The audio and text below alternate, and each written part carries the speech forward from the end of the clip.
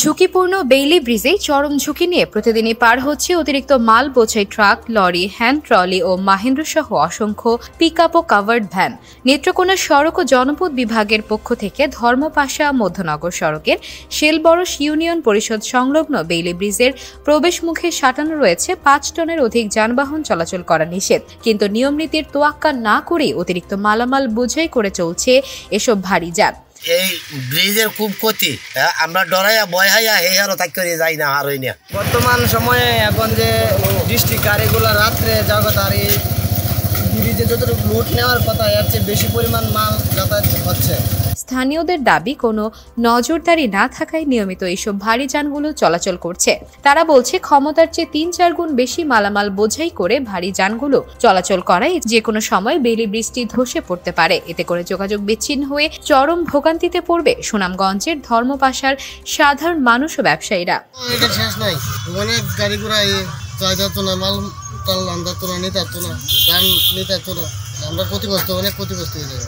ধারণ ক্ষমতার বাইরে এই ব্রিজের উপর দিয়ে বড় বড় ট্রাক এবং লরি ট্রাক যাতায়াত করায় এই ব্রিজটি সম্পূর্ণরূপে ঝুঁকির মধ্যে আছে। এই ব্রিজটি যদি ভেঙে যায় উপজেলা সদর নেত্রকোনা তথা সুনামগঞ্জের সাথে আমাদের যোগাযোগ ব্যবস্থা বিচ্ছিন্ন হয়ে যাবে। এতে করে আমাদের দৈনন্দিন জীবনের কাজ চরম দুর্ভোগে আমরা গিয়ে পৌঁছব।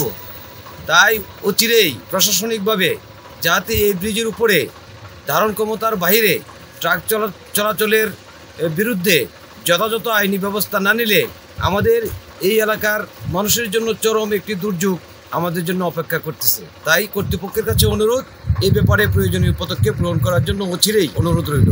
ধর্মপাশা মধ্যনগর সড়ক নেত্রকোনা সড়ক ও জনপদ বিভাগের আওতাধীন একটি জনগুরুত্বপূর্ণ সড়ক। সুনামগঞ্জ জেলা শহর সহ পাশের নেত্রকোনা জেলা শহরের সঙ্গে সংযোগ স্থাপনকারী এ সড়কে ধর্মপাশা মধ্যনগর, তাহিরপুর ও জামালগঞ্জ উপজেলার কয়েক লক্ষাধিক মানুষ দৈনন্দিন যাতায়াত করে থাকেন। বর্তমানে এই ব্রিজের যে অবস্থা, এই ব্রিজটা আসলে এই দুইটা উপজেলা ধর্মপাশা এবং মধ্যনগর উপজেলার অধিকাংশ মানুষেরই যাতায়াতের রাস্তা একমাত্র সড়ক। এটা যে কোনো মুহূর্তে দৈশে পড়ে যাবে। যদি দৈশে পড়ে তাহলে হাজার হাজার কৃষকও সমস্যায় পড়বে, এই এলাকার কয়েক লক্ষ মানুষও, প্রায় 2-2.5 লক্ষ মানুষও তার চলাচল ব্যবস্থা বিঘ্ন করবে।